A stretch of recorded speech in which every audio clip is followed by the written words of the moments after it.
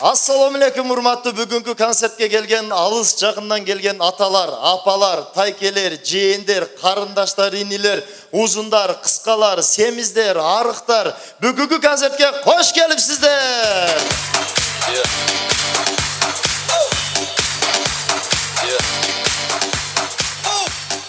Sen ne salamdaşıp at mağa asılıp süйлөп атат. Ya ilanam, kayerinde asılıp söyledim sağa men. Азыр асылдың го саламдашып at mağa. Bir тиішіп өтүп кеттің го. Ya ilanam, men ne bir жеринде İlyas'dar dedim be. Айттың го азыр. Ne de ayttım? Айттың го азыр. Семиздер, арыктар дедим го. Oy ilanam, hem İlyas aytılbay turgan söz ele aytılıp ketти öz ele oldu dosum hem. Айтылбай турган сөз эле айтылып кетти эле өзүлө. Айтпай жүр антип. Nege? Между прочим, азыр биз арыктардын сезонубуз. Oy İlyas, sezonda болот экен силердики. Болот да. Кандайча? Мына азыр сыртка чыксаң күндүзү, сыртка чыксаң күндүн ысыгы 35-38 градус ысык болуп атат. Биз арыктар көчөдө кеңири жүргөн маалыбыз азыр. Семиздер көкөдө туруп алып бизге суктанып турган маалыда кана эми ушундай болуп калсам деп. Эме сезон эмес малыңарда болуп калабы? Эми болуп калат, сезон эмес малдар бар. Суукта бир аз кыйналып калабыз да. Бүгүн кайсы семиз адам жанына жатам деп семиз адамды издеп калабыз. Жо, İlyas, мындай да досум. Негизи кайсыл концертти койбой эле, ушул сен арыктыгыңа асылабыз да досум, турабы? Мен сени семиришиң бир жолун таптым досум. Таптым? Бар бекен. Канткенде эркек киши семирет. Канткенде семирет мени. Айтайынбы? Эркек киши үйлөнгөндөн кийин аялынан коркпош керек экен. Сен му менен азыр айткан турасың да, İlyas, сен аялыңан коркосуң деген турасың да? Ошондой эле да досум эми. Ойлоной, не, сен ушуну айтсаң элдин баары ишенип калат да, İlyas аялынан коркот турбайбы деп. Мен коркпойм мен, эмне корком? İlyas, кое турсаңыз мен айтып берейин, ойлоной. Коркот, мен коркпойм мен. İlyas, коркосуң го досум. Эмне корком мен, коркпойм мен. İlyas, деп кое берсең досум. Неге дейт экем, дебем, коркпойм эле мен. Досум, коркконуң үчүн мынча эттеле албай жүрөсүң го досум. Коркпойм дейм мен. Неге коркпойсуң? Айтчым, неге коркпойсуң? Эмне коркойн, эмне коркойн? Убагында кир жуусам, убагында балдарды садиктен алып келсем, убагында камырды кылып койсом, эмне корком мен?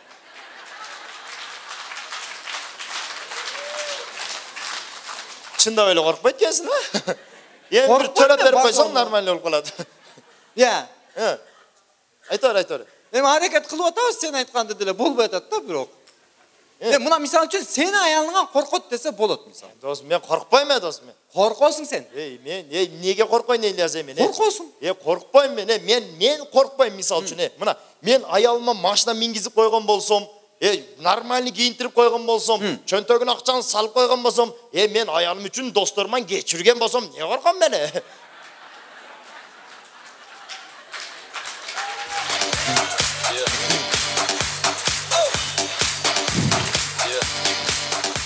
Чыныгы аялынан коркпогон уш экен, а? Сенден көрдүм биринчи жолу аялынан коркпогонду. Молодец, ey. Бир эле, Каныбек, мисалы үчүн бир эле бүгүнкү концертте бир эле аялынан корккон мен эмес. Мен эмес деп коем да. Негизи биз эмес да. Туура, сен эмес. Муну концерт көргөн келген адам эркектердин 90-70% аялынан коркот. Ой, İlyas. Коркот. Бир текшерип көрөйүн ба? Текшерип көр мисалы, пожалуйста. Ушул концертте, бүгүнкү концертте мен аялыман коркпойм деген мырзалар барбы? Ажан. Сиз чындап эле кыйкырдыңызбы же жеңем чымчыдыбы жаныңызда? Айлана мынчалык кыйкырбайт эле да. Кана колуңузду көтөрүп коюңчу, кайсы? Мен приз берип коюнчу жан мырза.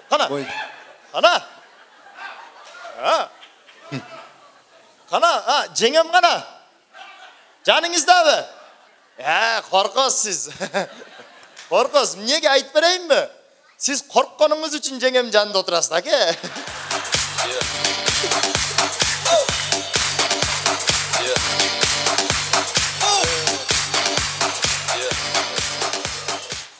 Tokson 8% ayalından korkot desek dağın buladı gene bugün konsertke gelgenler. Biri çıktı, mına da bayam çimçi yürgende.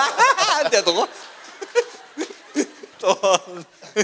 Ötkende bir yerde üçün konsert koyup atıp çıktıktan tamaşalap ayalından korkkan erkekler var mı desek, var dese olur. Таң қалып қалдық аялдан қорыққан еркектер. Қолыңарды көтергіле дедім. Десем сіздерге қалпмағачын еркекмін деген бар қолын көтерді. Мен да ерінген жоқпын, шыққыла бұл жаққа дедім. Бұл жаққа шыққыла десем, бары бұл жаққа шықты. Ошо аялдан қорыққан еркектерге қосылып, қаны екеуміз тұрып алдық. Залды қарасақ, жалаң аялдар отырып тұр. Ортосын қарасам, бір еркек отырып тұр екен. Ушунчалык сүйініп кеттім жана еркекті көріп. Тұрыңызшы байке дедім, тұрыңыз дедім. Қанткенде аяныңыздан қорықпай қалдыңыз, мұнша еркекке айтып түшіндіріңізші, қанткенде қорықпай қалдыңыз десем, жана байке орнынан араң тұрды дағы. Азыр мен аям сыртқа шығып кеткен. Мен келгече ушул жерден жылсаң өлөсүң деген. Деп қойып тұрат да. Деп Ильязға окшоп турат да.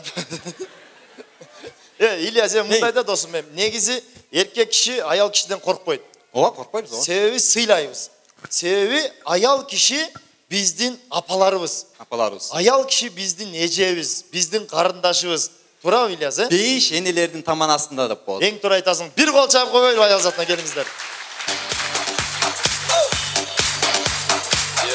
Ысыгыбыз, кадагы суугубуз, кадагы кийип жүргөн аял заты сиздер бар болуңуздар. Рахмат, чоң рахмат.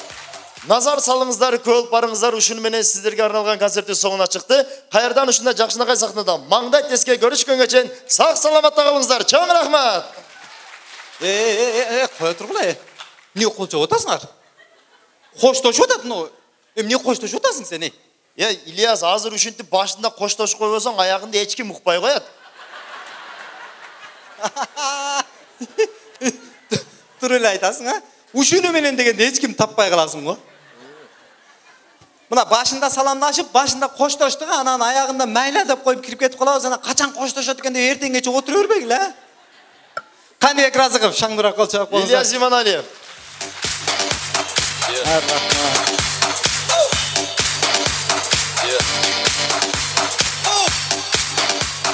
Концертти баштайбызда болгон секреттердин баарын ачып алайын дедик, а?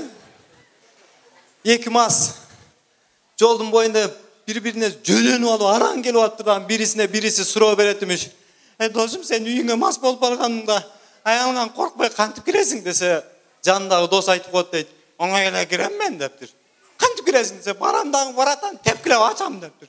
Баратан тепкенде эле адатынча адатым аялым ачат дептир. Ачканда эмне кыласың десе, кийимдерим полностью жып-жылаңач болуп туруп, үйгө ыргытып берем дагы, өзүм көчөдө "Кошналар, мен келдим! Кошналар, мен келдим!" деп кыйкырып жүрө берсең, аялым уялгандан өзү алып кирип кетет дейтимиш.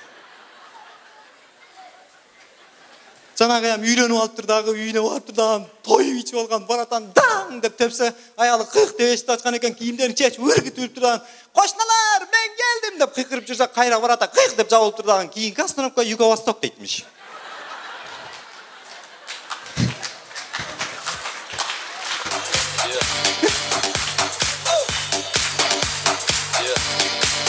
Рахмат, бар болуңуздар. Келиңиздер. Жөн эле адамдар келди. Көпчүлүк жерлерде айтып калышат, ушул куудулдар кызыктуу окуяларды кайсыл жактан аласыңар деп берет. Жашообузда эле пайда болуп кала берет экен да, аны сиздер байкабайт экенсиздер да, жашообузда өзү күлкү коштоп жүрөт экен. Биз аны акырын байкат экенбиз дагы, өзүбүз сиздерден байкап туруп өзүбүз блокнотко жазып коет экенбиз дагы, мына концерт коюп атканда өзүңөрдүн сөзүңөрдү кооздоп, өзүңөргө айтып койсок, өзүңөр күлгөнү мына билет алып кире берет экенсиңер да. Bir gün үйден чыгып барасам, кошнам алманы көлөкөсүндө жатыптыр.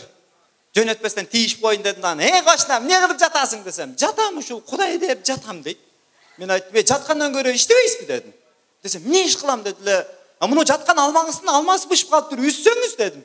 Эмне кылам үзүп дедиле, базарга апарып сатасыз дедим. Сатып эмне кылам дедиле, акчасын көбөйтөсүз дагы көбүрөөк алма сатып аласыз дедим. Аны эмне кылам дедиле, аны дагы базарга апарып сатасыз дедим. Анан эмне кылам дедиле, анан бизнес кылып акчаңызды көбөйтүп оборот кыласыз дедим. Байып кетесиз дедим. Байып эмне кылам дедиле, КамАЗ сатып аласыз десем, КамАЗды эмне кылам деди. КамАЗдын ичине алмага толтуруп алып, чет мамлекеттерге барып КамАЗда алма сатып келесиз. Миллионер болуп байып кетесиз дедим. Анан эмне кылам дедиле, анан алманы көлөкөсүндө жатасыз десем, азыр эмне кылып жатам дейт.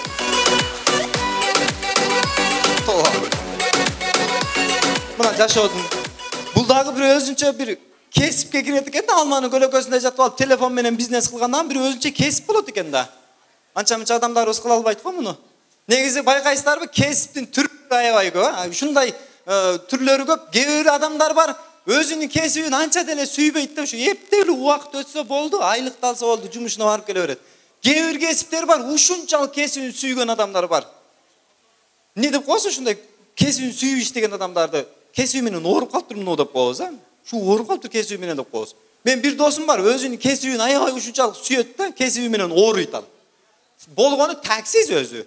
Ош Бишкек жолунда каттаган таксист. Ушунчалык кесибин жакшы көрөт. Бир күн аяшым келип калды. Аяшым келди дагы досумун үстүнөн мага арызданып баштады. Досуңуз менен жашаганга болбойт окшойт. Досуңуз экөөбүз ажырашып кетет окшойбуз. Жашообуз окшошпой атат дейт. Мен айттым, эмнеге окшошпой атат? Эмне? Мас болуп келип атабы үйгө десем, жок, мас болуп деле келбей атат. Анан міне сени келип алып сабап уруп атабы десем, жок, урбай атат. Анан міне акча таппай атабы жакшы десем, Кудайга шүкүр, такси айдап жакшы акча таап атат. Ажырашканыңардын себеби эмне дедим, эмнеге ажырашып атасыңар десем, үйгө келип эс алгандан анан жөн эс албастан түнкү саат 12-де отуруп алып Бишкекке бир адам деп таң аткыча кыйкырат дейт. Мен айттым, ал кыйкырганды токтотуп койуш оңой эле дедим. Сен кантип токтотом деди эле. Отуруп алып Бишкекке бир адам дей баштаганда акырын келип кулагына шопурака толдук айдай бериң деп кой дедим. Таң аткыча айдайт тараса. Эми андан деле аяшым айтат. Айтып көрдүм аны деле дейт. Эмне деди десем, акырын келип кулагына келип толдук шопурака айдай бериң десем, анда бир передача алып алайын деп дәл шулантып кетти дейт.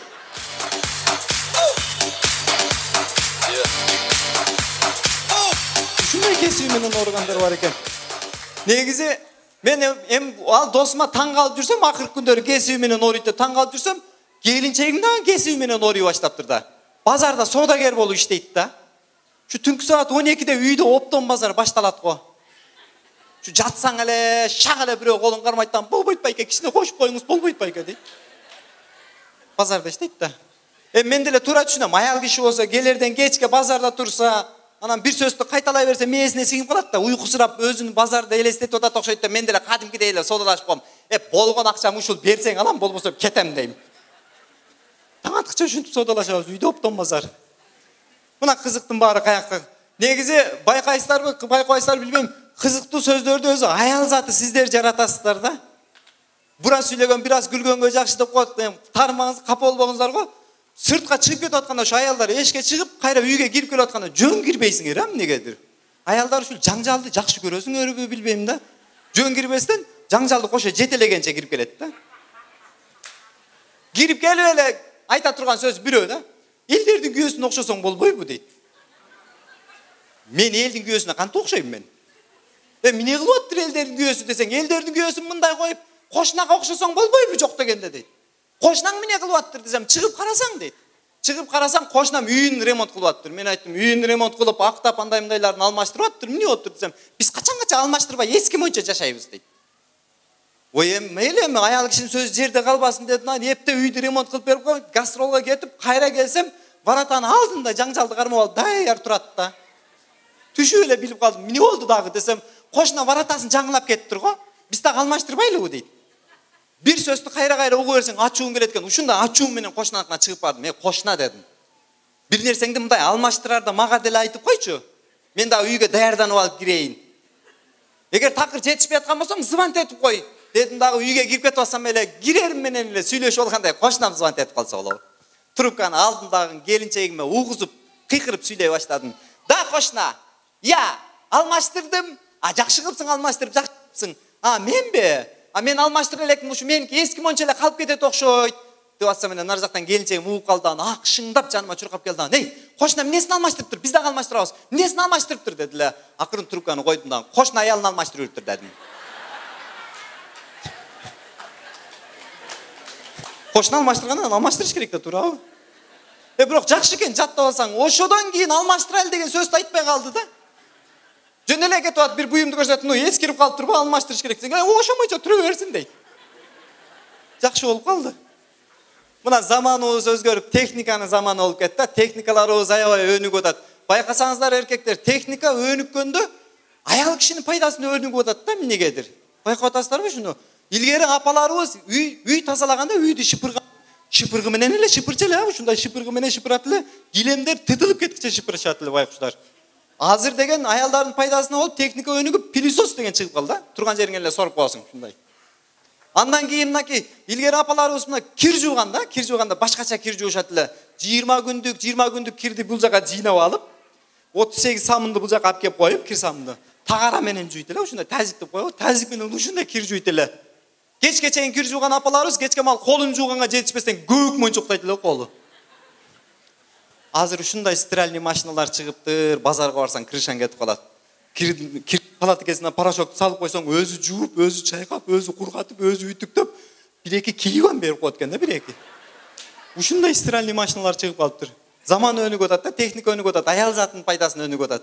Бир күн кел, аял калды, келчегим келди, үйгө келип эле чайнек алып бербейсизби? Жаңы чыгыптыр чайнек. Жаңы чыккан чайнектен алып бербейсизби дедилер. Мен айттым, эмне өзүбүздүн чайнек тешилип калдыбы? Жок, тешилген жок. Ошо жаңы чыккан чайнектен алып бериң. Жаңы экен да. Ой, өзүбүздүн чайнекте деле кыла берсем, жок, башкача да ал чайнек. Ал чайнегин кандай чайнек экен десем, ышкыра турган чайнек экен дейт. Ушундай чайнек чыкты, ышкыра турган чайнек барбы? Уктуңуздарбы? А эмне кылат экен ал десем, чайды коет экенсиң да, газга коюп, беймарал телевизор көрүп отурам, чай кайнаганда ышкырып чакырат экен дейт. Мен айттым, өзүбүздүн чайнекти эле коюп кое бер дедим. Кайнаганда мени ышкырып жөнөтөм сени дедим, барып тандап келесиң. Жок, алып бериң деп көгөрүп туруп алды да. Эми аял киши да баары бир, алып бербесең болбойт да. Кечке таарынып настроениең түшүрөт. Алып берип коеюн деп чайнекти алып берип коюп гастролго кетип, адатынча акыркы гастрол бүткөндө үйгө шашабыз. Таң атар 6-да кирип бардым. Ушунча чарчап бардым, эч такылдатып эле чарчадым мен деп жыгылып чарчап диванга жатып калсам эле, спальняга кирип диванга жатып калсам эле, келчем курсак ачып калат, тургандан кийин курсак ачып калат деди окшойт. Чайды ушундай газга коюп туруп эле өзү наңга чыгып кетиптир да магазинге. Жанагы чай кайнай баштады го, ушунчалык кайнайт экен. Эми жана чайнек кайнап ышкырганда башкача ышкырат экен да ка. Ушу нервге тийип ышкырат экен ушундай. Өчүрө бербесең полный дом кетет экен да. Эми чайнектин үнүн туураганга аракет кылып көрөйүн, кичине окшосо кол чаап коет экенсиңер, кол чаап коесуздар. Мындай башталышы мындай башталат экен. Чайнек кайнай баштаганда биринчи акырын эле ышкырат экен өзү. Күч алганда башкача экен да.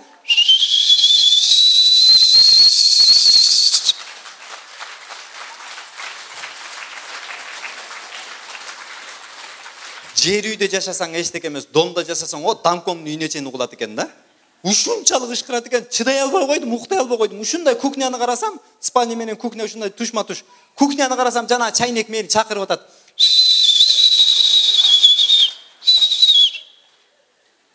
Чарчап келгенден кийин кухняга барып сапатылып да. Бар дедим, мен чарчап келгем, жол жүрүп келдим дедим. Жеңегиң бар, ошол өчүрөт дедим да, тескери карап жатып алдым. Жатып алсам, жана чайнек үстүмө кирип келди го.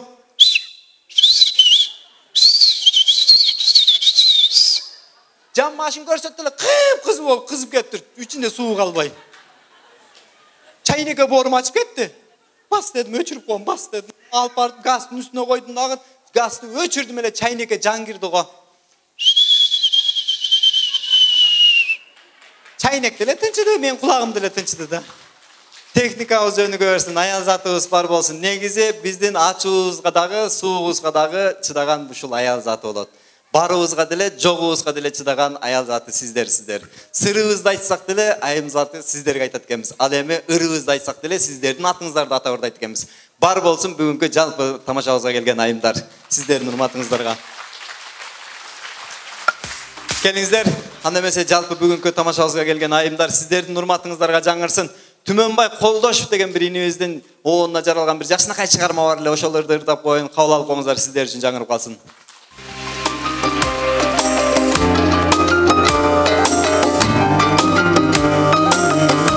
Анча бош жерде кичине кол чаап колдоп турабыз.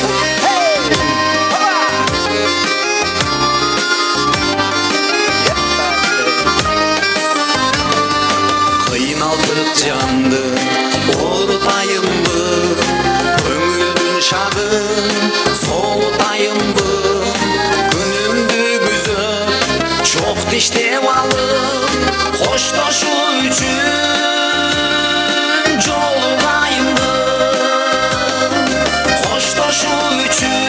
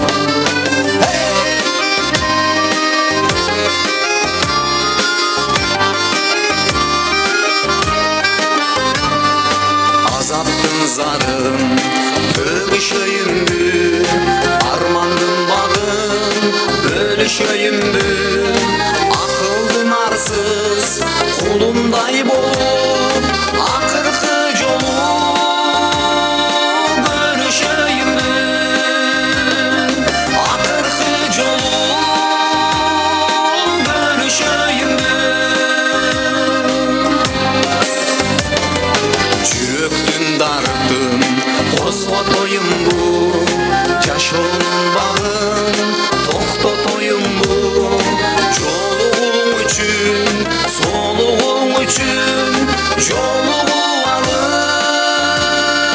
коштошоюн бу.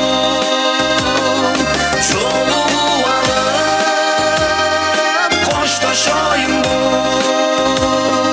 Коштошуу үчүн жолугайын бу.